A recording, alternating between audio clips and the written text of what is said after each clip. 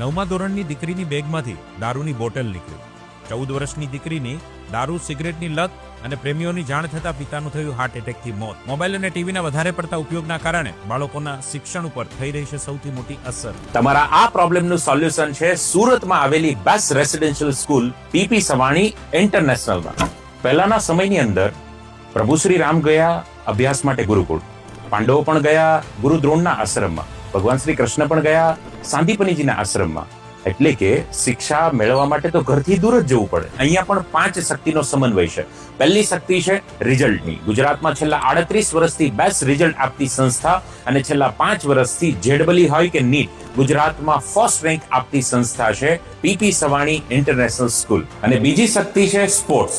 આમ જ્યારથી વિદ્યાર્થીના જીવનમાંથી સ્પોર્ટ્સ નીકળી ગયું ત્યારથી ડિસ્ટ્રેક્શન વધી ગયા છે. અહીંયા ઘણા બધા સ્પોર્ટ્સનું કોમ્બિનેશન છે. ત્રીજી શક્તિ છે સ્પિરિચ્યુઆલિટી. એ માટે રેગ્યુલર હનુમાન ચાલીસાના પાઠ અહીંના વિદ્યાર્થીઓ કરે છે, તેમજ શ્રીમદ ભગવદ્ ગીતાને પણ અહીંના વિદ્યાર્થીઓ સારી રીતે સમજી રહ્યા છે. અને ચોથી શક્તિ છે જે આજકાલ માતા પિતાને ચિંતા હોય છે પોતાના બાળકોની સેફટીને લઈને.